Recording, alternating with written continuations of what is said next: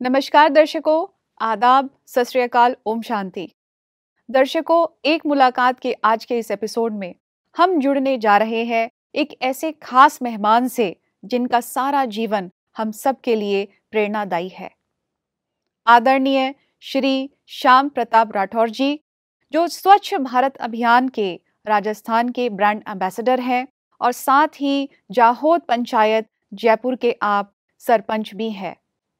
तो भाई साहब, आज इस एक मुलाकात एपिसोड में मैं आपका बहुत बहुत स्वागत करती हूँ। ओम शांति। ओम शांति। मैंने आपकी लाइफ हिस्ट्री के बारे में देखा और सुना और जाना भी। आपकी जो लाइफ हिस्ट्री है बहुत ही इंस्पिरेशनल है, क्योंकि इतने छोटे से आयु में इतनी बड़ी उपलब्धियां हासिल कर लेना ये कोई कम बात नहीं होती। जहाँ आपने एक गांव को पूरे भारतवर्ष में एक रोल मॉडल के रूप में खड़ा कर दिया और आपने क्या कुछ नहीं किया उसके अंदर, चाहे वो महिला सशक्तिकरण है, बाल विकास है, जल संरक्षण है, वृक्षारोपण है, स्वास्थ्य है, ऐसे बहुत सारी चीज़ों पर आपने काम किया है। और आज आप पूरे भारत के अंदर एक आपकी जो पंचायत है, जाहोद पंचायत है, वो एक रोल मॉडल के रूप में पूरा भारत आपको देख रहा है। तो सबसे पहले मैं जानना चाहती हूँ कि इतनी कम आयु में इतनी उपलब्धियां आपने जो हासिल की हैं, तो उसका कोई प्रेरणा स्रोत तो ज़रूर होगा, तो वो क्या है? जी, यदि आप बता रहे हैं कि कम उम्र, एक्चुअली होता क्या है कि हमारे काम क्या है, विज़न क्या है। जैसे हमारा बड़ा विज़न रहता है तो हमें हर टाइम को बचाना होता है कि हम कितने कम समय में ज़्यादा मेहनत करेंगे तो उस विज़न तक पहुंच जाए। जी। हमारा उद्देश्य मात्र एक गांव नहीं है, हमारा उद्देश्य पूरे भारत के गांव है। जैसे हम बात करते हैं तो लगभग 5,92,000 गांव पूरे भारत जी। में है। तो और पूरी 72% आबादी गाँव में भी निवास करती है। तो हमारा विज़न है कि हम सारे गाँवों के लिए कैसे काम करें। तो उसके लिए प्रेरणा की यदि बात करते हैं तो मेरे दादी साहब थे, तो उनके साथ मेरा काफ़ी अटैचमेंट था। मैं अकेला हूँ तो आप जानते हैं कि पोते को ज़्यादा लाड करती हैं, तो जी। वो हमेशा कई प्रकार की बातें करती थी, हमें पुरानी कहानियाँ सुनाती थी, हमारी जो विरासत है उनके बारे में बताया करती थी। वो हमेशा ये कहते थे कि जीवन अपने लिए जिए तो जिए क्या जिए, किसी और के लिए हम क्या कर सकते हैं। ये जो भी जीवन जी रहे हैं, जो हर व्यक्ति कोशिश करता है, जैसे पशु और मानव में यही अंतर है कि वो अपने लिए जी रहे हैं, तो मानव को विशेष बनाया है। भगवान के बाद अगर सबसे महत्वपूर्ण अगर कोई जीव है तो वो ये अपने इंसान है। जी। और वो ज़्यादा से ज़्यादा काम कैसे करे, ज़्यादा लोगों के लिए काम करते, तो उनकी जो हमेशा जो उनकी जो भी बातें हुआ करती थी वो हमेशा प्रेरणादायी रहती थी। वो हमेशा कहते थे कि आप औरों के लिए काम करें, गाँव के लिए काम करें, मानवता के लिए काम करें। तो वो बचपन से ही वो चीज़ें संस्कार में मिली। ऐसी ही मेरी मदर थी, उन्होंने भी मेरे को बड़ा प्रोत्साहित किया हमेशा, कोई भी चीज़ कैसे बाँट के खानी चाहिए, बचपन से वो चीज़ें देखते आ रहे हैं। तो देखते-देखते जब देखा तो गाँव की थोड़ी-सी दुर्दशा थी कि गाँव में किसी प्रकार का कोई अच्छा विकास नहीं था, मूल्यों की आधारित कोई जानकारी नहीं थी, अध्यात्म के बारे में नहीं थे, लोग व्यसन से मुक्त थे, जगह-जगह गंदगी रहती थी। तो जीवन का एक संकल्प किया कि क्यों ना हम इस गाँव को बदलें। गाँव को बदलने के प्रयास में एक संगठन बनाया, कुछ जिसमें हम कुछ युवा मित्र थे, लगभग 16 मित्रों ने मिलकर हमने कोशिश की कि गाँव के कोई भी ऐसे काम करे जो कि हम गाँव को बदल सकें। जी। उसको कुछ सालों हमने किया, तो सोचा कि गाँव वालों ने ये फिर कोशिश की कि भाई क्यों नहीं आप सरपंच बने। तो ऐसा कोई पॉलिटिकली बैकग्राउंड नहीं था, जी। क्योंकि हम देखते हैं एक सरपंच बनने के लिए या पॉलिटिक्स में जाने के लिए आपको आर्थिक समृद्ध होना पड़ता है या जातिगत बाहुल्य आपका हो तो आप सरपंच बन सकते हैं। वो हर चीज़ में नगण्य था, लेकिन ये था कि निष्ठा थी, गाँव के प्रति भावना थी कि कैसे काम करना है और कैसे हमारे गाँव को पहचान दिलानी है। और जितनी भी कुरीतियाँ हैं, चाहे वो बाल विवाह हो, चाहे मृत्यु भोज हो या कितने ऐसे गाँव में समस्याएं हैं, तो पहले जानकारी नहीं थी, लेकिन जब हमने संगठन बनाया तो हमें कई और समस्याओं का भी पता लगा। जी। अगर हम छोटी सी बात करें, गरीब व्यक्ति है, उनके यहाँ शादी है, आजकल तो जैसे इवेंट होते हैं, कैटरिंग होती है, लेकिन गाँव में ये व्यवस्था नहीं थी। तो हमने शुरुआत वहाँ से की कि किसी गरीब के अगर शादी होगी तो उनके जो भी गेस्ट रहेंगे उनकी हेल्प करेंगे, एज ए वेटर हम काम करेंगे, वहाँ भोजन नहीं करेंगे और यथासंभव अपना जो भी उसमें उस शादी में अपना आर्थिक योगदान होगा वो भी देंगे। ऐसे वो छोटी सी शुरुआत बड़ी शुरुआत बनती गई। और हम जब समस्याओं पे काम करते हैं किसी एक पर, तो फिर और समस्याएं भी हमारे सामने आने लगती है। तो जो छोटी समस्याएं थी, बड़ी समस्याएं हमारे सामने आने लग गई। हमारे गांव में बंदर थे, लगभग 400 बंदर, ग्रीनरी एकदम खत्म हो चुकी थी। तो बंदरों को हम रिमूव कैसे करें, उसके लिए भी बड़ा फंड, जो लगभग 1.5 से 2 लाख रुपए फंड उन्होंने बताया। तो हमने कोशिश की कि क्यों ना इसमें जन सहभागिता का वो लिया जाए। तो हमने हर घर से 500 रुपये इकट्ठे किए और हमने काफ़ी बड़ा अमाउंट हमारे पास इकट्ठा हुआ। आज वो बंदर हमने यहाँ से हमारे पड़ोस के जो अभ्यारण्य है वहाँ पे उनको छुड़वाया और उसके बाद फिर ग्रीनरी पे काम किया। लगभग आज हमने पिछली अभी जो 15 अगस्त गई है तब तक हमने 50,000 पौधे लगा चुके हैं, जिसमें 23,000 तो व्यावसायिक पौधे हैं, जिसमें 101 किसानों के यहाँ लगे हैं। तो ऐसे छोटी छोटी चीजें करते करते आज यहाँ तक पहुंच गए और आपके बीच में बैठे हैं। ये तो सच में आपकी जो विजन है बहुत ही ब्रॉड है और मुझे पूरा विश्वास है कि ईश्वर की और आपके साथियों की इसमें बहुत भरपूर मदद आपको मिली है। जी। और अब मैं जानना ये चाहूँगी कि इतनी सारी उपलब्धियाँ आपने एक समाज के सामने उदाहरण के तौर पर लाके खड़ी की। क्या आपने इसमें कई कुछ समस्याओं का या चुनौतियों का सामना किया है जिसमें कई बार लोग जी, भी हमारे अपोज़िशन में आ जाते हैं? तब बिल्कुल। क्या ऐसी बातें आपके साथ भी हुई हैं? नहीं, देखिए, कोई भी काम को हम बदलाव करते हैं तो समस्याएं तो स्वाभाविक है। जी। आज हमें नया विजन का मतलब एक नया घर बनाना हो तो हमें समतल करनी पड़ती है ज़मीन को, फिर नींव खोदनी पड़ती है। तो वैसे हर विजन के साथ साथ मेहनत लगती है। जैसा कि अब गाँव की बात करते हैं तो मेरा सौभाग्य है कि मैंने ऐसे गाँव में जन्म लिया जहाँ पे लोग, हाँ, थोड़ा-सा उनको समझ नहीं थी कैसे काम करना है, लेकिन निष्ठावान लोग हैं। गाँव को अपना तीर्थ मानते हैं। हमारा जो व्हाट्सएप ग्रुप है उसका नाम भी मेरा गाँव मेरा तीर्थ है। जगदीश महाराज जी हमारे बुजुर्ग हैं, उन्होंने मैंने बताया कि भाई ये नाम, कुछ नाम दें व्हाट्सएप ग्रुप। उन्होंने कहा भाई तीर्थ नाम देते हैं। तो मैंने पूछा भाई ऐसा क्यों? तो उन्होंने ये बताया कि जैसे जहाँ पर हमारे माता-पिता ने जन्म लिया है, जहाँ हमने जन्म लिया है, जहाँ हमारे 100 वर्ष पूरे होंगे, जहाँ हमारी मृत्यु होगी, वो जी। जगह भी यही है। तो हम तीर्थ उनको मानते हैं जहाँ पर कई जगह, तो हमारे माता-पिता, हमारे देवता जो हमारे भगवान स्वरूप है, उनका यहीं सब कुछ होना, तो यही तीर्थ क्यों नहीं है? जी, तो बिल्कुल। जैसे हम तीर्थों को सँभालते हैं, तीर्थों की सुरक्षा करते हैं, स्वच्छता करते हैं, तो क्यों नहीं हमारे गाँव को तीर्थ मानकर हुँ। उस गाँव को सम्मान दिया जाए? तो वो जो हमारा जो विषय था वो काफ़ी बढ़ के रहा और गाँव वालों ने सबने मदद की। जैसा कि आप जानते हैं कि सरपंच करते हैं तो पॉलिटिक्स भी होती है, बिल्कुल। लेकिन पॉलिटिक्स, राजनीति सिर्फ चुनाव तक रहती है। गाँव के विकास बात की जब बात आती है तो सारे गाँव मिलकर काम करते हैं। हमने कई अभियानों के रूप में गाँव में काम किया। जैसे शुरू में जब हमने शुरुआत की तो स्वच्छ जागरूकता अभियान हमने किया। भले उसमें पहले दिन वही 16 लोग थे, लेकिन बाद में वो लोग 60 भी हुए, 65 हुए, 100 तक सैकड़ों में संख्या पहुँच गई। तो जी। आज वो स्वच्छ जागरूकता अभियान ऐसा चला कि मतलब आज राजस्थान की फर्स्ट ओडीएफ प्लस पंचायत बने। महिला जी। दिवस में भी स्वच्छता का नज़र आया। महिलाओं ने भी अपने जो महिला दिवस है, उस पे शपथ ली कि मैं अपने घर के भीतर की और बाहर की सफाई की ज़िम्मेवारी मैं लेती हूँ। तो जी। सोचिए आप एक गाँव की लगभग 300 महिलाएँ ये शपथ ले लें, तो आधे से ज़्यादा गाँव तो वैसे ही साफ हो जाएगा। बिल्कुल। तो इस प्रकार की चीज़ें रही। फिर हरित जागरूकता अभियान आया तो उन्होंने हुँ। प्लांटेशन का काम किया। उसमें प्लांटेशन भी इतना हुआ कि पहले तो हमें जो पहला प्लांटेशन किया 5 जून 2020 को विश्व पर्यावरण दिवस के दिन, उस दिन हम 240 ही पौधे लगा पाए।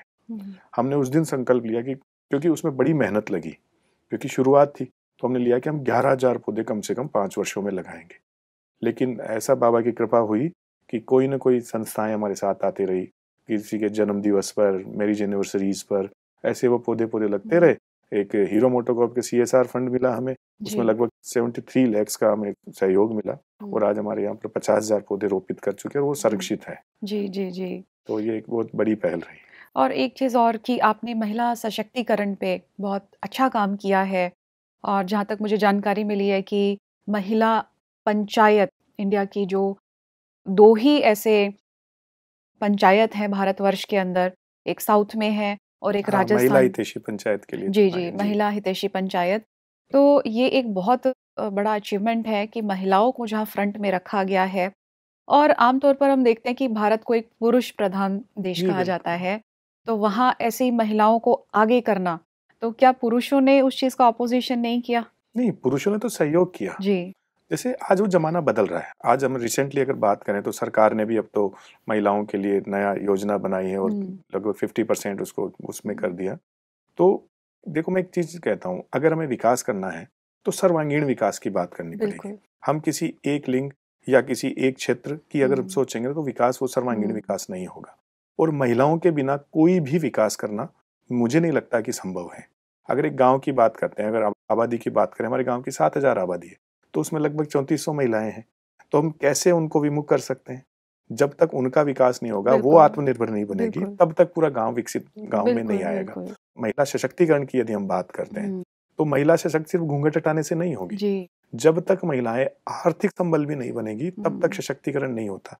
क्योंकि आप अगर किसी परिवार की बात करते हैं तो जो आर्थिक समृद्ध व्यक्ति होता है, जो घर में अर्न करके लाता है, उसकी बात पहले सुनी जाती है। जी। तो हमारा उद्देश्य ये रहा कि क्यों नहीं महिलाओं को हम आर्थिक समृद्ध बनाएं। हुँ।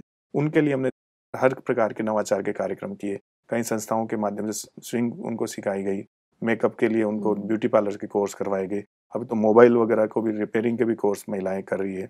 हमारे यहाँ पे दाबू प्रिंट है, छपाई का महिलाएं काम कर रही है। एसएचजी ग्रुप्स नहीं थे, आज स्वयं सहायता समूह जो बनाए जाते हैं। आज हमारे गांव में लगभग 26 ग्रुप है, जिसमें से 16 तो बहुत अच्छा काम कर रहे हैं। जी, जी, अभी जी। इंदिरा रसोई का जो स्कीम थी वो पहले किसी संस्था को दी जाती थी, एनजीओ को, लेकिन हमने राजस्थान सरकार में हमने बात की, क्योंकि हमें बजट में भी सहयोगी के रूप में मुझे बुलाया गया। तो मैंने कहा भाई इंदिरा रसोई भी अगर राजीविका की महिलाओं को दिया जाए तो उनकी आय में भी वृद्धि होगी और वो आत्मा से अपना काम भी अच्छे से कर पाएगी। जी। तो इसलिए महिलाओं के लिए इतनी चीजें हो पाई। ये तो आपने बहुत ही अच्छा काम किया कि महिलाओं को आर्थिक रूप से आपने आत्मनिर्भर बनाया, और एक बहुत अच्छी सोच है समाज के लिए भी, पुरुषों के लिए भी, क्योंकि आमतौर पर हम देखते हैं कि पुरुषों को कहीं न कहीं ये लगता है कि यदि हम एक वुमन को एक आर्थिक रूप से इंडिपेंडेंट बना देंगे तो हमसे आगे चली जाएँगी, हमें पूछेंगी नहीं या हमारी रिस्पेक्ट कम हो जाएगी। नहीं, अब सोच बदल रही है, ऐसी जी, सोच तो जी, बदल जी, रही है। बिल्कुल। और मैं आपसे ये जानना चाहती हूँ कि जैसे कि मुझे मालूम चला कि आप ब्रह्मा कुमारी से मात्र कुछ एक महीनों से ही जुड़े हैं, और आपने यहाँ माउंट आबू जो हमारा इंटरनेशनल हेडक्वार्टर है, वहाँ पे आपने कई बार विज़िट्स भी की हैं। तो आपको ऐसा यहाँ पर क्या लगा जिसकी वजह से आपका बार-बार यहाँ पर आना होता है, या फिर आपका मन यहाँ पर खिंच कर के आ जाता है? तो ऐसी क्या नहीं, प्रेरणा तो मिली? जैसे अभी आपने कहा 6 महीने, जी। मुझे लगता ही नहीं कि मुझे सिर्फ 6 महीने आते हुए, मुझे लगता है कि जैसे मेरा तो कई जन्मों का यहाँ ब्रह्मा कुमारी संस्थान से मेरा रिलेशन है और मैं भी इस परिवार का हिस्सा सा ही लगता हूँ। एक ये भी एक बाबा की स्टोरी है ये, जिसमें कि मुझे अभी जब मैं गाँव के लिए काम कर रहा हूँ तो सिरोही जिले के लिए भी यहाँ की जो टी सुमंगला जो सीओ मैम है, उन्होंने जी। इनवाइट किया था यहाँ के जनप्रतिनिधियों को ट्रेनिंग के लिए। तो उस अवसर में यहाँ आने का मौका मिला। वो मुश्किल से कुछ घंटों का यहाँ पे कार्यक्रम था, लेकिन वो कुछ घंटे मेरे यहाँ पर 3 दिन मेरे यहाँ पर रहे। उन 3 दिनों में यहाँ के लोगों से मिला। मैं पहले इतना जानकारी नहीं थी, लेकिन जो वो 3 दिन मेरी लाइफ में एक बड़ा बदलाव करके लाए। क्योंकि हम भौतिक स्वरूप तक ही हमारी सोच थी कि हम चीजें बदलेंगे गाँव में, ये है, लेकिन जब तक मानवीय सोच पे काम नहीं हो, जी, जी, जब तक हम जी। मूल्यों पे हमारे उस पे काम नहीं करेंगे, स्पिरिचुअली जब तक हमारे में भाव नहीं आएंगे, ईश्वर का जब तक हमारे में ध्यान नहीं रहेगा, तो हम वो उतना विकास नहीं कर सकते। होलिस्टिक क्योंकि डेवलपमेंट। जी बिल्कुल। तो अब जी। जैसे अभी सर्वांगीण विकास की जो बात कर रहे थे, जैसे हम शरीर में अपना वो कर सकते हैं, मन को स्वस्थ कैसे करेंगे? तो यहाँ आने के बाद मुझे पता लगा कि मन का स्वस्थ होना भी बहुत जरूरी है, मन का साफ सुथरा होना भी जरूरी है। क्योंकि रोड की गंदगी हम साफ कर लेंगे, अगर दिमाग और मन की गंदगी को हम साफ कर पाए तो हम अपने आप को सफल, स्वच्छता में सफल मानेंगे। तो भाई साहब, ये आपने बहुत अच्छी ये बात बताई कि सिर्फ हमें बाहरी स्वच्छता पर ही काम नहीं करना है, बल्कि अंदर की स्वच्छता भी उतनी ही इम्पोर्टेंट होती है। क्योंकि आमतौर पर हम देखते हैं कि हम बाहरी चीज़ों पे तो बहुत काम बहुत कर रहे ध्यान। हैं, खर्च भी कर रहे हैं, मैन पावर भी ले रहे हैं, लेकिन आज के टाइम में तनाव जैसी बातें हैं, संबंधों में जो है मधुरता नहीं रही है। तो इन चीज़ों के लिए वैल्यूज़ का होना, वैल्यू मेडिटेशन चाहिए। का प्रैक्टिस होना लाइफ में बहुत ज़रूरी है। तो अब मैं आपसे जानना चाहती हूँ कि ब्रह्मा कुमारीज़ में आप आए हैं, आपने आध्यात्मिकता का माहौल देखा है, तो क्या आपने इन चीज़ों को जानकर, सीखकर, क्या आपने गाँव में कहीं इम्प्लीमेंट किया है? जी, बिल्कुल इम्प्लीमेंट किया है और उसका बदलाव भी देखा है। आज दीदी लोग वहाँ पर आते हैं। अब जल्दी हम जैसे एक हमने भवन तैयार करवाया, जहाँ पर हम अब जल्दी गीता पाठशाला भी चालू करने जा रहे हैं। सुषमा दीदी, जिनसे मैं मिला था तो मेरा एक सपना सा हो गया था कि सुषमा दीदी हमारे गाँव आए, जी। और वो इतना जल्दी हुआ और आज उनका इतना प्रेम मुझसे और मेरे गाँव से हो गया। तो वो इतना बदलाव बड़ा आ रहा है। लोगों में पहले आपस में साथ बैठने का कम मौका मिलता था, लेकिन आज सब लोग, महिलाएं साथ बैठती हैं, पुरुष बैठते हैं, अपनी आध्यात्मिक चर्चाओं के साथ साथ गांव के विकास की चर्चाएं भी वहां पर होने लग गई। जी। तो एक बहुत बड़ा बदलाव है और मैं तो कहूंगा कि हर गांव में कम से कम एक गीता पाठशाला तो खुलनी चाहिए। बहुत अच्छा आपने ये बताया कि किस तरीके से आप अपने गाँव में भी स्पिरिचुअल माहौल की जी क्रांति बिल्कुल। लेकर के आ रहे अभी हैं। हमारे यहाँ पर हम शुरुआत कर रहे हैं, जैसे कई जैसे सीसीटीवी कैमरे गाँव में नहीं होते थे, अभी हमारे गाँव में सीसीटीवी कैमरा है। उसके साथ हम स्पीकर भी लगा रहे हैं। जैसे हमने 6 जगह निर्धारित की है जहाँ पे, तो वहाँ पर स्पिरिचुअली चर्चा ही होगी, 1 घंटे का पीरियड रहेगा। उसमें जैसे हम राष्ट्रगान से स्टार्ट करके फिर उसमें डेली कुछ ना कुछ चर्चा स्पिरिचुअली रख रहे हैं, लोगों को जानकारी दें कि कैसे हम हमारे मन को और भाव को हम बदल सकते हैं। जी। और मैं आपसे अब एक रिक्वेस्ट भी ये करूँगी कि आज की जो हमारी युवा पीढ़ी जी है, बहुत ज़्यादा मटेरियलिस्टिक अप्रोच हो चुकी है, लग्ज़री लाइफ़ के पीछे भाग रहे जी। हैं। युवाओं का जो स्टडी के लिए जो एक आज के टाइम में टारगेट बन गया है वो ये है कि ज़्यादा से ज़्यादा एनुअल हाँ पैकेज होना चाहिए, पैसा अर्न करना चाहिए। वहीं आप जैसे युवा जो इतना एक गाँव के लिए काम कर रहे हैं, जहाँ हमारे भारत के लिए भी, भारत के गाँव के लिए भी, उनके डेवलपमेंट के लिए नो पॉइंट्स जो है सरकार ने रखे हैं, तो वो नो के नो पॉइंट्स पर आपने काम किया है। तो ऐसे में युवाओं के लिए आप क्या कोई मोटिवेशनल मैसेज देना चाहेंगे? जी बिल्कुल, क्योंकि हम जानते हैं कि भारत सबसे ज़्यादा युवाओं का देश है जी। और इसके साथ-साथ ये अगर उपलब्धि है तो एक हमारे साथ ये प्रॉब्लम भी है कि यहाँ का सबसे ज़्यादा अगर भटके हुए युवाओं की बात करेंगे वो भी भारत में ही है। तो हमें जैसे मैं ब्रह्मा कुमारी संस्थान का ध्यान वो आकर्षित करना चाहूँगा कि हम अपने कार्यक्रमों के माध्यम से यहाँ पे जैसे जितने भी हमारे संस्थान बने हुए हैं वहाँ युवाओं के लिए बड़े-बड़े कार्यक्रम रखें। जी। उनको कैसे यहाँ तक पहुँचाएँ और उनको जीवन का उद्देश्य बताएँ।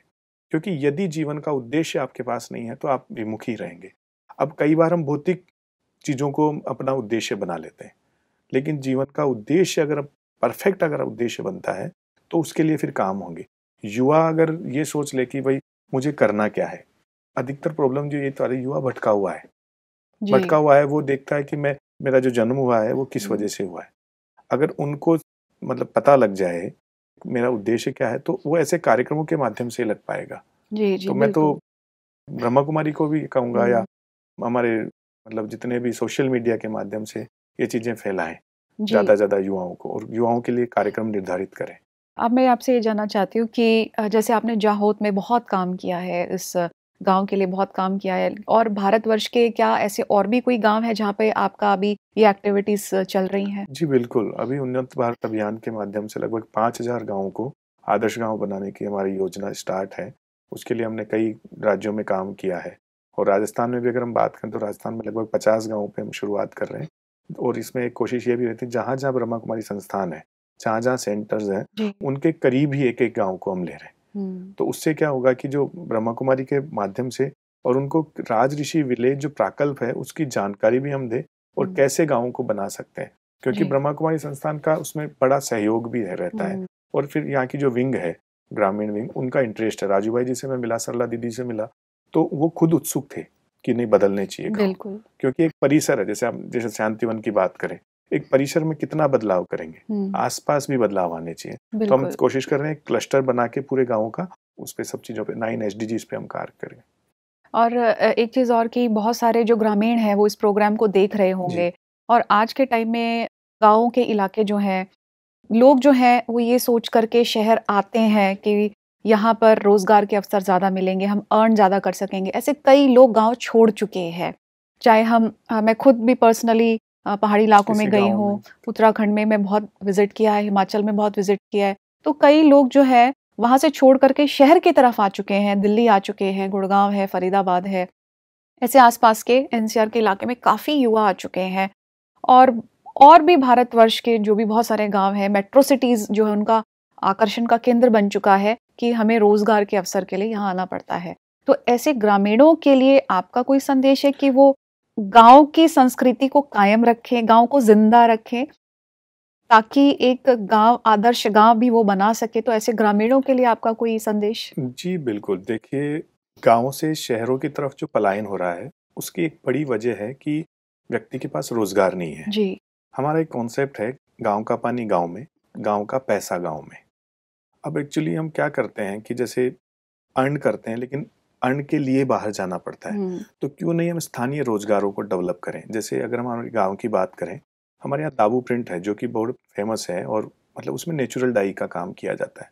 अब कुछ परिवार थे जो जानते थे, लेकिन वो ये कार्य करना उन्होंने बंद कर दिया था और वो अपना किसी फैक्ट्री में जा रहे हैं, वो जा रहे हैं। अब हमने उस कार्यक्रम को उसको जो रोज़गार है उनको दिया। आज लगभग 150 से ज़्यादा लोग हैं उससे जुड़े हुए हैं उस रोज़गार से जी। और इतना अच्छा ब्रांडिंग हमारी हुई है उसमें। पूरे नेचुरल डाई से कपड़ा बनाया जाता है और हुँ। कपड़े की स्टिचिंग भी गाँव की महिलाएँ की है। तो एक तो हमने ये पहल की है जो हर गाँव से कुछ न कुछ रोज़गार जुड़ा हुआ है। हुँ। आज हम ऑर्गेनिक खेती की बात करते हैं। ऑर्गेनिक खेती में इतने मतलब अवसर हैं कार्य करने की वो है। आज गौशालाएँ चलती हैं, तो गाय के जो प्रोडक्ट्स हैं इतने हो सकते हैं। आजकल तो गोट प्रोडक्ट्स भी जो हुँ। गो मिल्क की बात करते हैं, तो उसमें भी कई चीज़ें हैं। तो रोज़गार तलाशने पड़ेंगे, तलाश के बताने पड़ेंगे। कई बार क्या होता है जैसे शिक्षा की कमी से गाँव में कोई सोचता है कि जैसे मेरी आवश्यकता की पूर्ति 10,000 रुपये प्रति माह की है, जी। तो वो 10 से 12,000 रुपये की नौकरी के लिए गाँव को छोड़ता है। लेकिन जब तक वो एक महीने का अर्न करता है, वो 10 से 12,000 रुपये उसके लिए मुश्किल से 2 से 3,000 रुपये पड़ते हैं, क्योंकि आवागमन में इतना चीज़ें हो जाती है। तो गाँव में ही तलाशनी पड़ेगी रोजगार, जी। जिसमें और आराम से हर गाँव में कोई ना कोई ऐसी व्यवस्था है जो मतलब जो शुरू में, क्योंकि जहाँ भी गाँव स्थापित होते थे, जहाँ भी लोग रहना चालू करते थे, वहाँ पर कुछ ना कुछ फैसिलिटीज़ होती थी। जहाँ भी जैसे जब शुरू में गाँवों का निर्माण हुआ तो जैसे मान लो पानी की अच्छी व्यवस्था थी, जहाँ की जलवायु अच्छी हुआ करती थी, जहाँ की भूमि में वो क्षमता हुआ करती थी, तो जी। कुछ ना कुछ गाँव में आराम से रोजगार तलाश कर सकते हैं। और अब तो भारत सरकार भी इसके लिए बहुत अनुदान भी दे रही है। तो गाँव का पैसा गाँव में रुकना चाहिए। भाई साहब, आज आपने इतनी बेहतरीन चर्चा की है, इतनी सारी बातें बताई हैं कि एक गांव को हम आदर्श गांव किस तरीके से बना सकते हैं और कैसे समाज में आध्यात्मिकता के माध्यम से हम गांव में क्रांति भी ला सकते हैं, वैल्यूज़ पर हम काम कर सकते हैं। तो इस डिस्कशन करने के लिए मैं आपका बहुत बहुत धन्यवाद प्रकट करती हूँ। ओम शांति।